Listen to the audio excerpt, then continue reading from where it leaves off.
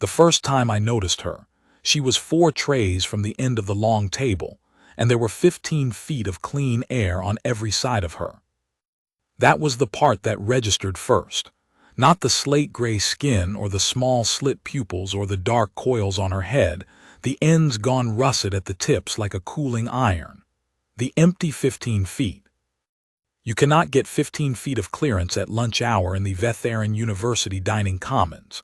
500 students eat in there at the same time, on 6 long tables that run the length of the room, and elbows touch elbows, and someone is always reaching across you for the salt. The room runs on noise. Trays, voices, the long percussive clatter of cutlery, the south-facing windows pouring sun straight through the autumn hour.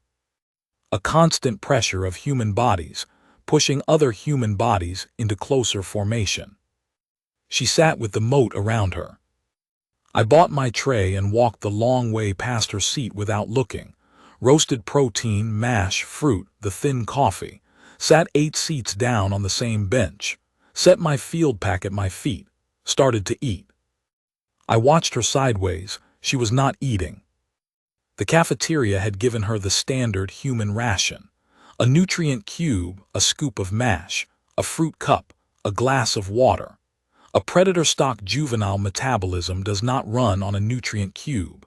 They need iron-rich meat or bone broth daily, or they go quiet and lethargic and start sleeping through afternoon lectures.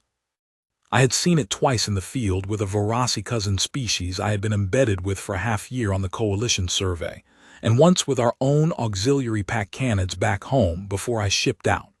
You can spot it by the second day. Her color, even at 15 feet, was wrong.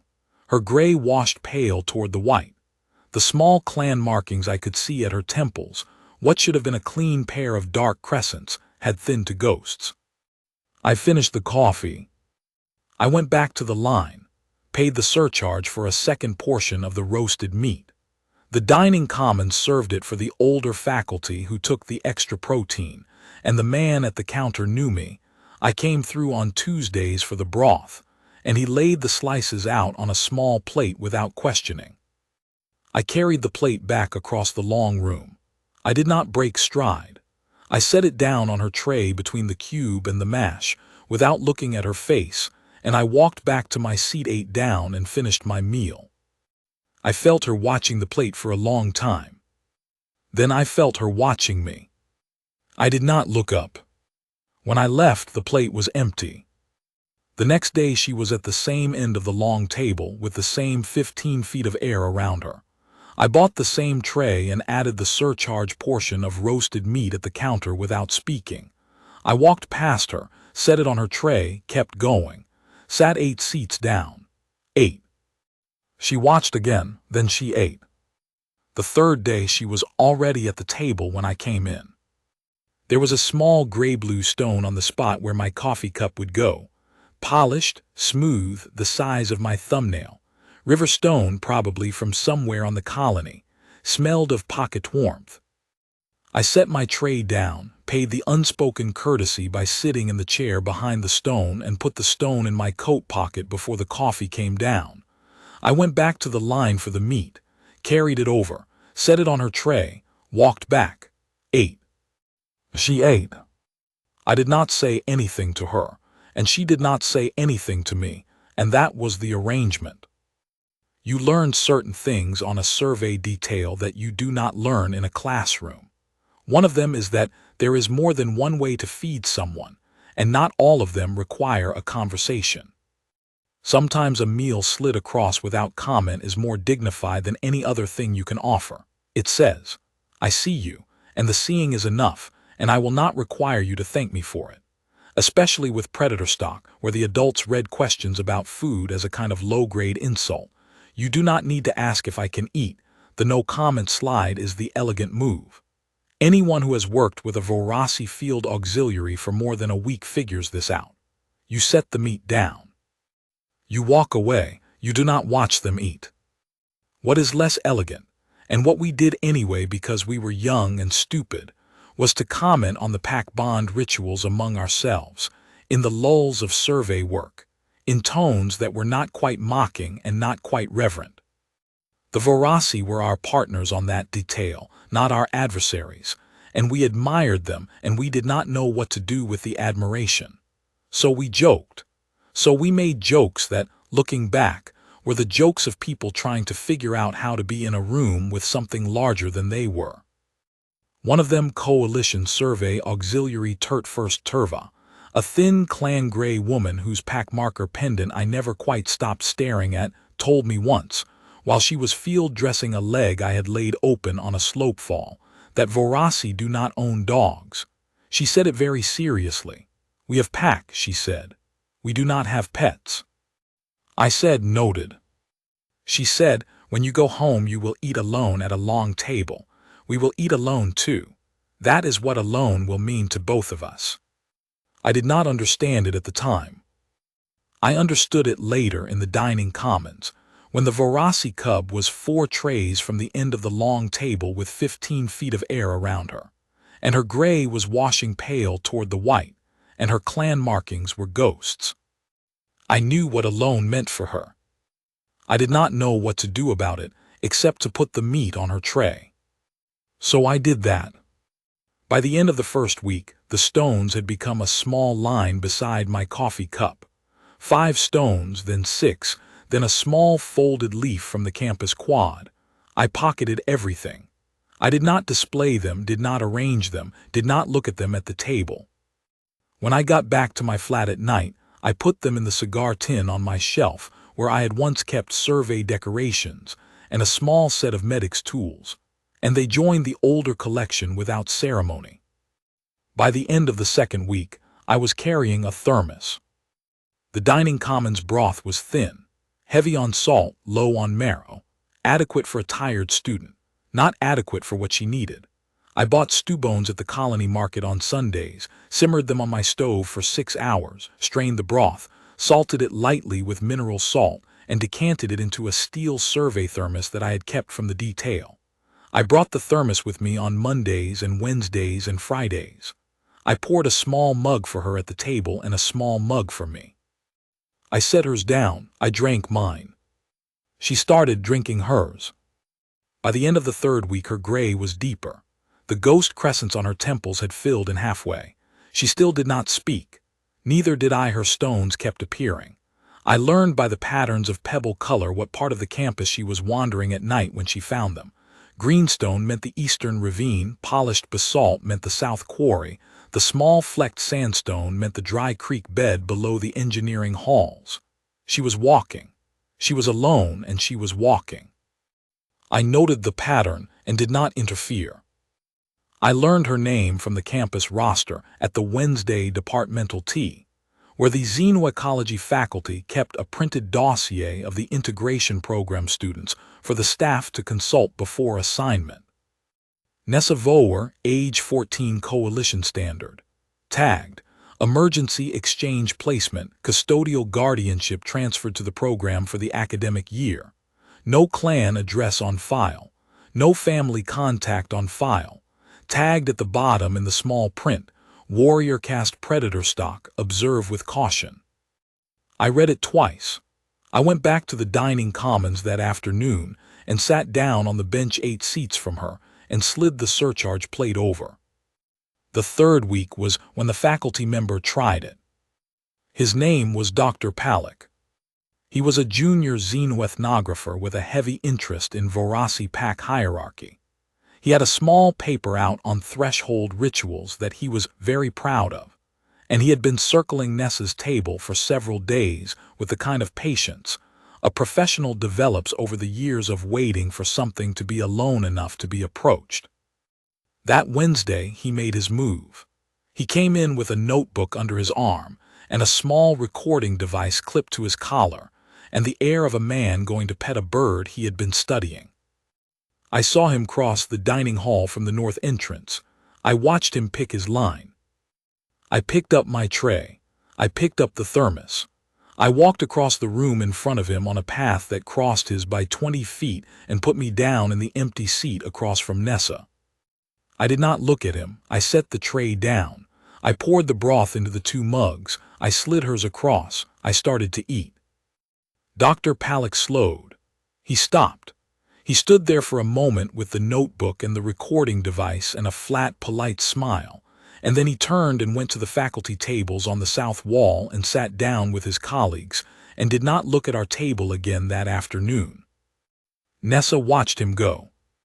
Then she looked at me. Her eyes were large and amber, and the pupils were narrow, and they held me steady for the first time I had been at her table. There was something old in the way she looked at me, not a 14-year-old's gratitude. A pack cub's recognition of something that had just been done on her behalf by an outside party without permission having been asked or given. She did not smile. She did not nod. She held the look until it had been said. Then she said one word, the first I had heard from her. Kev. I did not know what it meant. I nodded once. I repeated it. Kev. She took the smallest breath, and the smallest curl came up at the corner of her mouth. Not a smile, the suggestion of one, and she went back to her broth. That night I looked it up.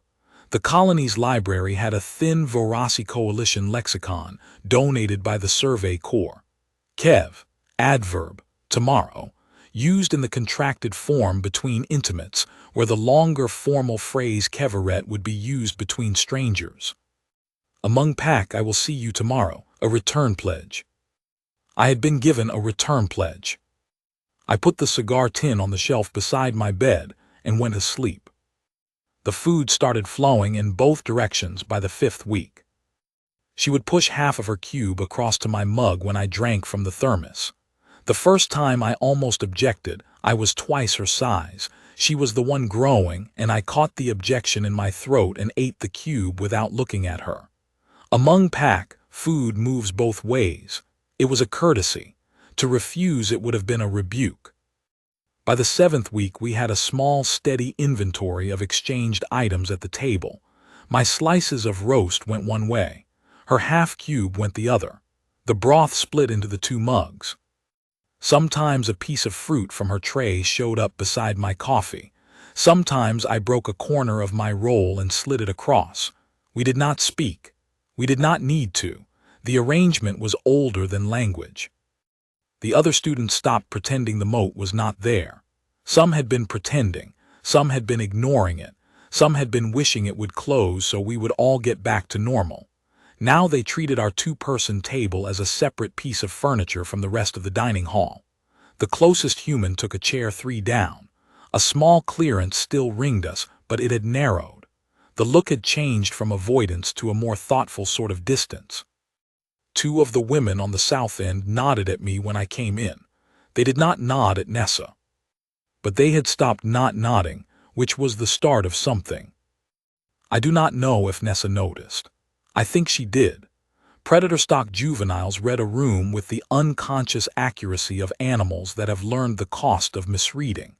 She would have noted every soft change in the air around her table without registering that she was noting it. She started bringing her textbook to lunch. I brought my thesis notes. We worked, side by side, eating in the cleared air section of a 500-person dining commons. And the campus settled into the new arrangement around us as a colony settles around any quiet, persistent fact. Then came the upperclassmen. It was the 9th week, and they were 2 boys from the engineering side of the campus who had taken the long Tuesday lecture out of obligation and were waiting on the dining hall to clear for the afternoon section. They were big and they were bored, and they had decided that the small alien at the table 8 down from theirs was the entertainment. I was late that day. A faculty advisor had held me back after the morning's xeno-ecology seminar to discuss my thesis chapter. By the time I made it to the dining commons, the lunch hour was past its peak, and the room was half emptied and Nessa was not at our table. I scanned the room. I had been scanning rooms for 13 years. I found her in 5 seconds. She was at the far north wall, backed against the corner where the recycling chute met the support pillar. The 2 engineering boys were standing in front of her in a half circle, leaning down. One had her cube in his hand. The other was talking. I crossed the room. I did not run. Running creates a thing. Walking creates a fact. I walked. I went to the counter on the way and signaled the man behind it. He handed me a small plate of meat without asking. I carried it across the floor. The boys saw me coming. One of them was already shifting his weight. The other had not turned around yet. I came up beside Nessa on the wall side and stopped, and I set the plate of meat on the small ledge next to her hand, and I looked at the boys. I did not raise my voice. I was not angry. I had used up the anger years ago. I said, "She eats with me." The boy with the cube put the cube down on the ledge. He looked at the other boy. The other boy was watching my face.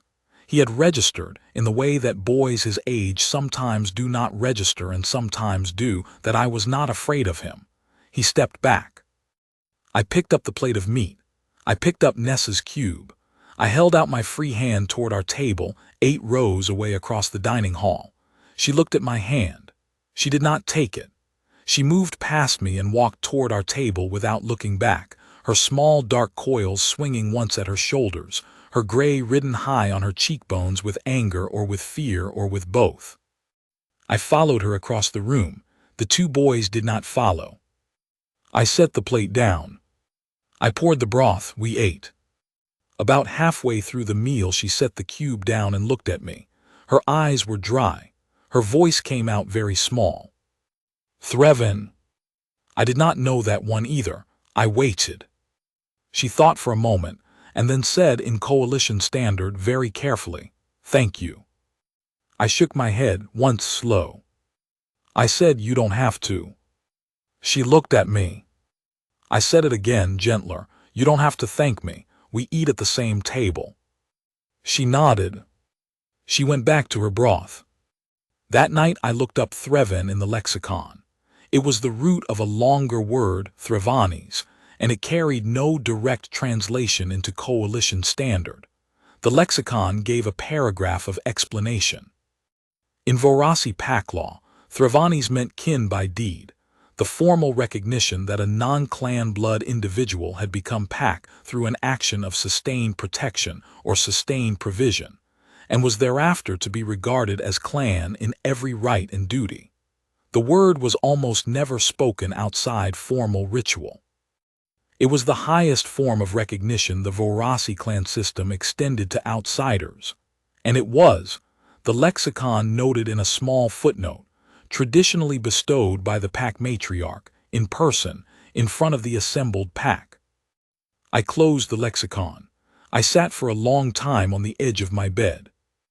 I put the small gray-blue stones and the leaves and the polished basalt and the flecked sandstone all back in the cigar tin, and I shut the lid. She had been calling me Threvin in the diminutive, one who is becoming pack kin by deed. She had been calling me that for 2 weeks. The 12th week was a Thursday at the start of November. The light through the south-facing windows had gone thin and gold the way it does on the colony just before the storm month. The dining commons was at its mid-lunch peak. I was at our table with the thermos and the surcharge plate and the column of stones beside my coffee, and Nessa was beside me with her textbook open on the table and the broth steaming faintly in her mug, and we were eating. The doors at the north entrance opened. I felt it before I saw it. The room went quiet in a wave that started at the doors and rolled south, table by table, until the long table where we sat was the last to fall silent. I looked up. 7 Vorasi adults had come into the dining commons. They were tall. They moved in a loose diamond formation, 2 ahead and 4 behind and 1 taller figure in the center. They were not in armor. They were in clean dark traveling cloaks. They carried no visible weapons. They were walking with the slow, unhurried tread of pack warriors who did not need to hurry, and they did not need to hurry because every body in the dining hall had stopped what it was doing and had become a thing they could move through. 500 students had gone still. I felt Nessa's whole posture change. She did not run. She did not slide off the bench. She stood up slowly from her seat at the long table. Her hands rested flat on the surface for a moment, fingers spread. Her eyes were very wide. The amber of them seemed to deepen. The taller figure in the center of the diamond, slate gray, like Nessa but deeper. The dark charcoal hair swept back from a clan marker etched darker into her forehead, broke from the formation and walked toward our table. The other 6 adults stayed in their loose diamond, slowing. The taller figure stopped at the end of our long table. She looked at Nessa. Nessa, in the smallest voice I had ever heard from a human throat, or a Varasi throat, or any throat at all, said, "Ant." The taller figure did not move. She looked at Nessa for a long count. Then her eyes, large, amber, almond-shaped, slit-pupilled, moved past Nessa. They came to rest on the thermos. They moved from the thermos to the broth in Nessa's mug. They moved from the broth to the small column of gray-blue stones beside my coffee cup. They moved from the stones to the small folded leaf I had not yet pocketed at the edge of my tray. They moved from the leaf to my face. She read the table in the time it took the dining hall to take one careful breath. Then she did something I had not been expecting. She crossed the last 2 steps to our table. She pulled out the chair across from me. She did not sit. She looked at me. She said, in low, careful coalition standard with the soft Varasi consonant on the T, "You have been feeding my sister's daughter." I said she was hungry. There was a small pause. She said, "Your name." I said, "Taranve." She repeated it, testing the syllables in the Varasi mouth. Tarinve. She made the R hard. She made the ve a single syllable, almost dropped. The way the Varasi would say it. I did not correct her.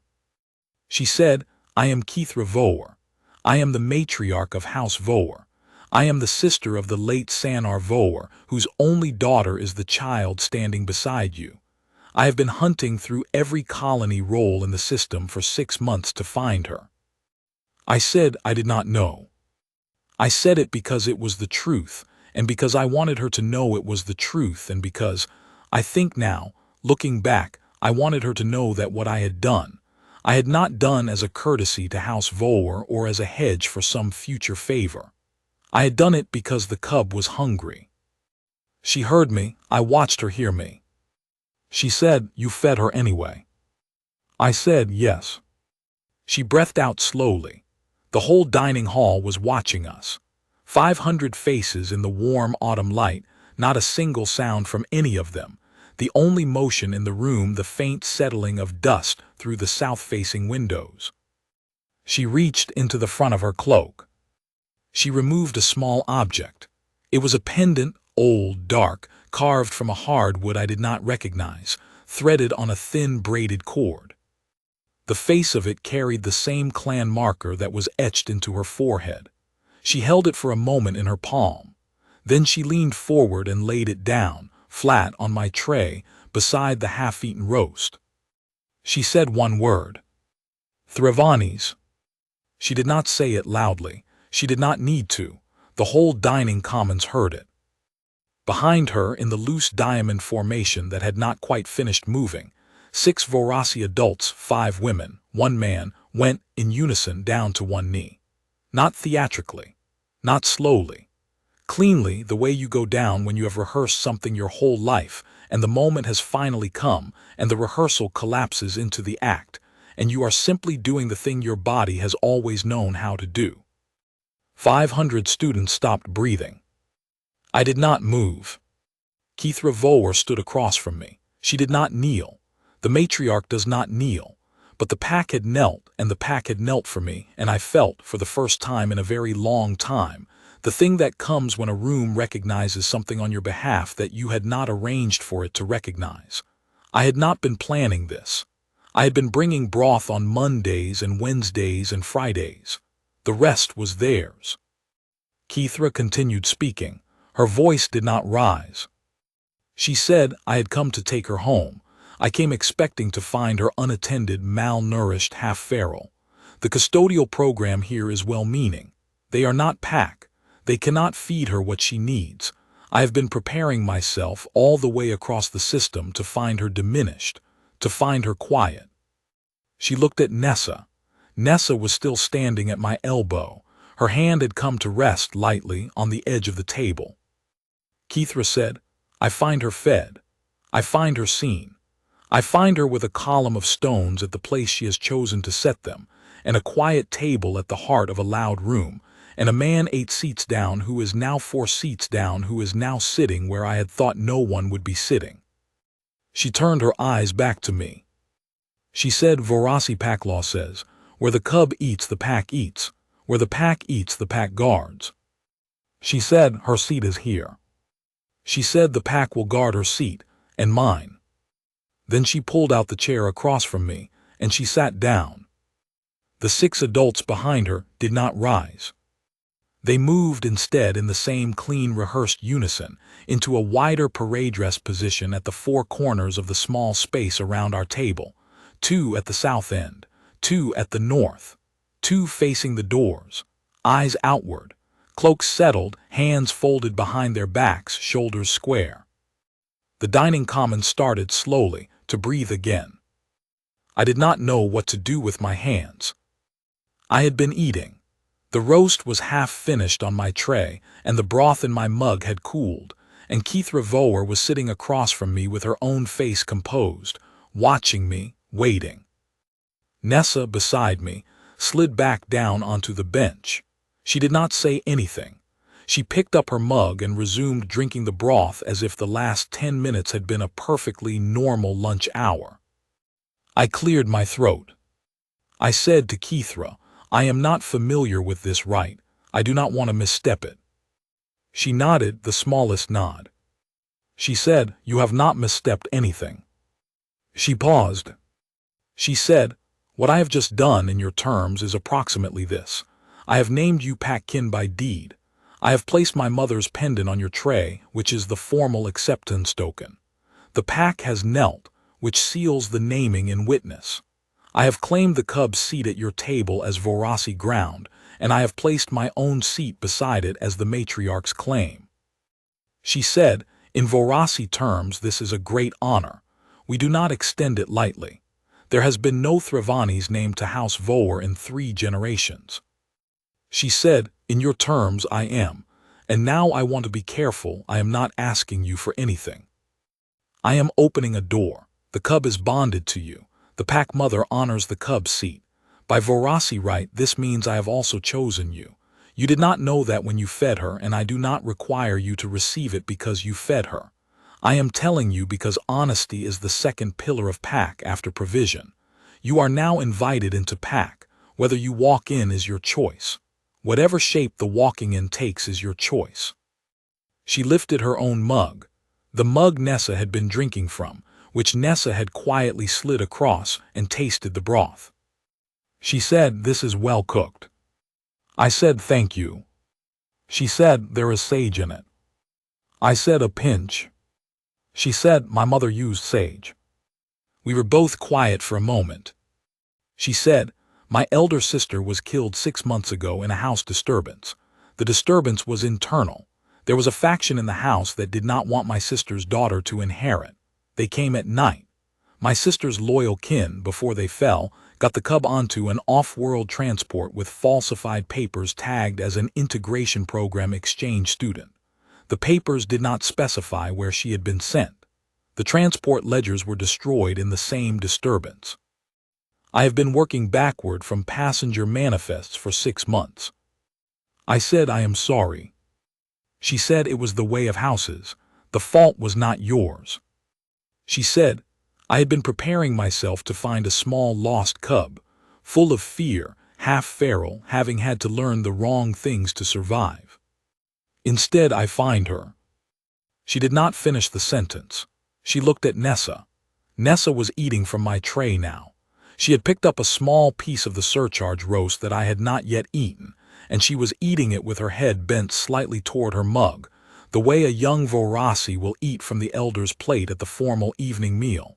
Not asking, not commenting, simply taking the proffered portion as is her right. I had not known I had proffered it. I had set it on the tray and gone on with my own meal, and Nessa had read the tray and had reached. Keithra watched her niece eat from my plate. Her face did not move much. The eyes did. She said quietly to me. She did not feel safe enough to do that 2 weeks ago. I said, I know. She said, how do you know? I said she started eating from the tray last week, the smaller pieces, the crusts I had not finished, always when I was looking elsewhere. Keithra did not nod, but the smallest motion happened at the corner of her mouth. She said she trusts you with her food. I said I figured. She said, this is the highest trust a Vorasi cub of her age can extend. It cannot be coached. It is read by the gut. It comes when the cub has decided at the most basic level that the human in question is not a threat. She said it usually takes years. She said it took you what? I said 11 weeks, Thursday of the 11th week. She slid me a piece of fruit and I ate it without looking, and she sat up a little straighter the rest of the meal. Keithra was quiet for a long beat. She said, Taranve, you will excuse my asking, why do you know what to do? I said, I was on the coalition survey for 6 years, 2 years on a Vorasi cousin detail. I worked field medic. We were embedded. The auxiliary section had a pack rotation that took meals together. I had a long acquaintance with an auxiliary named Turt First who, before I left, told me a few things about pack bond rituals. Keithra's eyes shifted very slightly. She said Turt First. I said yes. She said Turt First Turva. I said yes. Keithra closed her eyes for a moment. When she opened them, they were brighter than they had been. She said Turt First Turva was my cousin. I said, I know. She told me.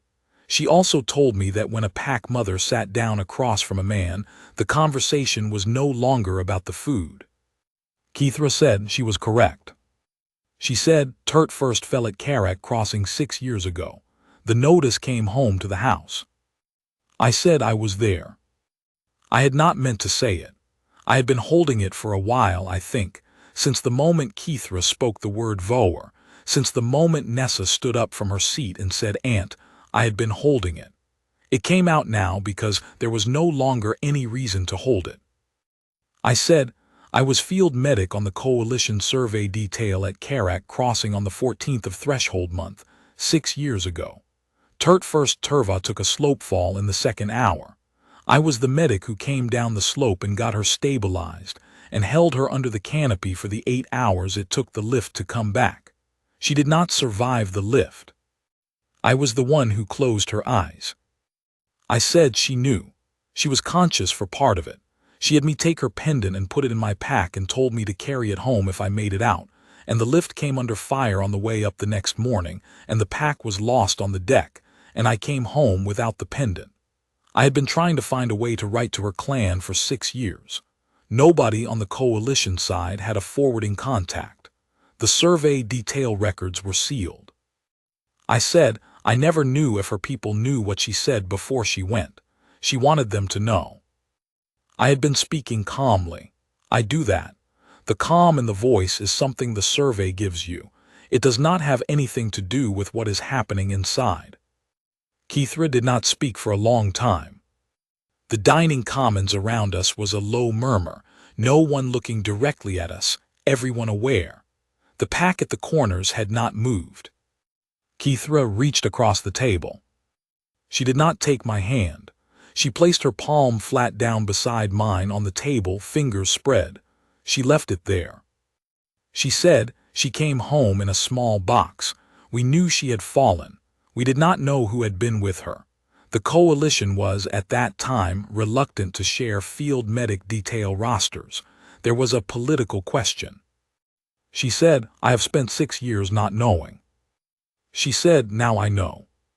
She left her hand on the table beside mine for a long moment. Then she lifted it and put it back in her lap. She said, Taranve. She said, my cousin sat with you while she was dying. My sister's daughter has sat with you for 11 weeks. There is a pattern in this house. We sit beside you and we are seen. She looked at the pendant on my tray, the dark carved wood, the clan marker. She said, that is my mother's pendant, the one I gave you. I want you to know what it is. She said, "It is the pack matriarch's seal. There are two of these in House Voer. One is on the chain at the throat of the matriarch. The other is on the tray of the Thravanis." She said, "For the rest of my life, however long that runs, that pendant is yours. After my life it goes to my successor, who will carry it forward. The naming does not lapse with the matriarch." She said, "You are pack." I said, "I understand." She said, "We will not require anything of you in exchange for the naming. The naming is the recognition of what has already happened. You did the thing already. We are recording it." She said, "But I am going to be honest with you, because honesty is the second pillar." She said, "My niece will come home with me at the end of the term. We have arrangements to finalize. The faction that took my sister is no longer a threat, that is handled, but I want her in the house under the formal right of accession before the winter session begins. She is the heir of House Voer. She will need a year of formal training before the council seats her." She said, "If you wish to come with us to House Voer for the season, you will be received. There is a residency arrangement that can be made for a Thravanis. We have one suite that has been empty for 3 generations because we have not named one. It would be yours." She said, "If you do not wish to come, you do not have to. The naming holds either way. You are welcome at our table for the rest of your life. We are welcome at yours. The seats are guarded in both directions." She said, "I will not press you for an answer today. I will not press you next week. I will leave my second adjutant in a town suite on the campus with a courier line, and you can send word to me when you have decided. There is no deadline." She said, "Turtfirst's pendant." I said, "Yes." She said, "We do not need it returned. We know now where it went. She made the right choice when she gave it to you. She would not have given it to you if you had not been pack already, in the way that mattered." I said, "She did say something like that." Kithra said she would have. She turned to Nessa, spoke in Vorasi, a soft long phrase, with the rising and falling syllables of an elder formally instructing a younger relative. Nessa nodded twice. She took the small gray-blue stones from beside my cup, all of them, and she laid them in a careful row in front of her own seat. Then she took one stone from the row, the smallest, the polished basalt from the south quarry, and she set it back beside my cup. Kithra said, "That one is yours. The rest were tokens. That one is hers and yours. She has separated them now that we are at the same table." I said, "Noted." Kithra said, "She is reading you for what you would do next." I looked at Nessa. The amber eyes met mine, they held. I said quietly, "I will come." Kithra did not show anything on her face. The pack at the corners did. There was a small shift of shoulders, the smallest collective easing of weight, the kind you only see in people who have been holding themselves at attention for a long time and have been told, without a word, that they can stand at rest now. Nessa nodded once, the smallest nod. I said, "I will finish the term here. There are 2 months. The thesis is most of the way through. I would like to finish it. Then I will come to House Voer for the season. Maybe longer." Kithra said, "That is a Vorasi answer. We will accept it." She lifted Nessa's mug. Nessa had not touched it since the pack came in and tasted the last of the broth. She set the mug down. She said, "Sage, good." Then she said, "One last thing." She said, "You said to those 2 boys at the wall, 'She eats with me.'" I said, "Yes." She said, "We heard about that." I said, "How?" She said, "The pack arrived this morning. We have had 4 observers on the campus for 2 days. We do not enter unknown ground without observation. The 2 boys at the wall yesterday were observed. Your sentence was observed. 2 of my adjutants reported it to me before I came in." She said, "The phrase is correct in Vorasi as well. Kev Verith Sasan, she eats with me. It is the formal claim of a feeding bond. It seals a small-scale Thravanis. It is what an outer clan adoptive parent says, in our oldest oath language, when they claim a non-blood cub at the feast." She said, "You did not know that either." I said I did not. She said, "You said it anyway." She said, "This is the third time today that I have observed that you do not know our customs and do the right thing in them anyway. This is the pattern of Thravanis. It is recognized by the deed. It is not recognized by the study." She said, "My cousin was right about you." I said, "I am glad she was." Keithra nodded once, the smallest nod. She picked up her mug, she drank. Nessa picked up her mug, she drank. I picked up my mug, I drank. The pack at the corners stayed. I do not know what to say about the rest of that afternoon. The dining common slowly went back to its lunch hour. Plates clinked. Voices resumed. The students at the south end of our long table eventually came back to their seats, casting small, awkward glances at the four Verassi standing at parade rest at the corners. The pack did not look at them. The pack looked outward at the rest of the room, at the doors, at the windows. They were not threatening anyone. They were holding ground. Dr. Palak, who had been hunched at the faculty tables on the south wall taking notes the whole time, came up to our table once, asked if he could have a word with the matriarch, and Keithra looked at him for 2 seconds and said no, and he went back to his seat and did not come up again. 2 of the women on the south end who had started nodding at me 3 weeks before came up to our table and asked Nessa, very politely, if she would like to sit with their study group next Wednesday for the engineering common course. Nessa looked at Keithra. Keithra looked at Nessa. Nessa, very small, said yes. The 2 women smiled and went back to their seats. It was the first time anyone besides me had spoken to her at a meal. Keithra left an hour later, taking 3 of the pack with her. The other 3 stayed on the campus through the term, in town suites with a courier line. Keithra herself would return at the end of the term to collect Nessa. The cub would finish the term at the school. She had earned it, Keithra said. The cub had built something here. It would not be torn down before its time. Before she left, Keithra stood at our table with her cloak settled around her, and looked at me once more. She said, "We will see you in the winter." I said, "Yes." She said, "Bring the thermos." I said, "I will." She said, "Kevaret Taranve." I said, "Kev." She went out the north doors with 3 of her pack.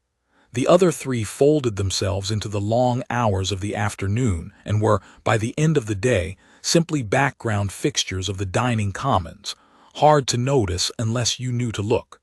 Most of the students stopped noticing. I noticed every time. That night I sat on the floor of my flat and laid the contents of the cigar tin out on the rug. The gray-blue stones, the basalt, the sandstone, the leaf, the small carved feather Nessa had given me the second month.